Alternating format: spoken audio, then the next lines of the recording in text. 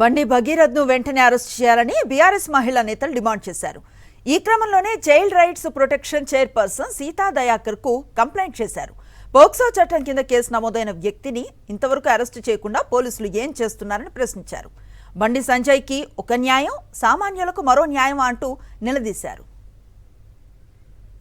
Minor బాలికకు జరిగినటువంటి అన్యాయాన్ని వాళ్ళ పేరెంట్స్ ముందుకొచ్చి నాకు ఇమ్మీడియట్లీ నా బిడ్డకు న్యాయం జరగాలని కేసు పెట్టినప్పుడు ఆ కేసును వాళ్ళ పక్కదారి పట్టించే ప్రయత్నం కాకుండా ఇమ్మీడియట్లీ కస్టడీలోకి తీసుకోవాలి. యాక్షన్ తీసుకోకుండా అరెస్ట్ చేయకుండా ఇంకా ఎంక్వైరీ చేస్తామని ఇంకేదో చేసి అట్లా ఆ కేసును పక్కదారి పట్టించి ఆ పిల్లోడిని భగీరథను బయటకు పంపించేటువంటి ఒక కుట్రలు చేస్తున్నారనేది దీన్ని బట్టి అర్థమైంది. బండి సంజయ్ కొడుకు ప్రవర్తించిన తీరు అందరికీ తెలుసు అని విమర్శించారు ప్రభుత్వ విప్ బీర్లా ఐలయ్య. తన కొడుకు నిర్దోషి అని బండి సంజయ్ రాముడి సాక్షిగా ప్రమాణం చేస్తారా అని ప్రశ్నించారు. బీజేపీ బీఆర్ఎస్ చీకటి ఒప్పందం మరోసారి బయటపడిందన్నారాయన. ప్రభుత్వం వెంటనే స్పందించి సిట్ను ఏర్పాటు చేసిందని తెలిపారు.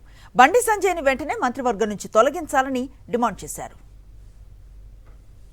కేంద్రంలో ఇక్కడ రాష్ట్రంలో చీమ చిట్టుక్కుమంటే స్పందించే బండి సంజయ్ గారు తన సొంత కొడుకు మీద కేసు బుక్ అయి విచారణ సాగుతుంటే ఒక కేంద్ర సహాయ మంత్రి ఉండి ఇప్పటి వరకు స్పందించకపోవడం మన దీని వెనుకున్న అంతర్యం ఏంది?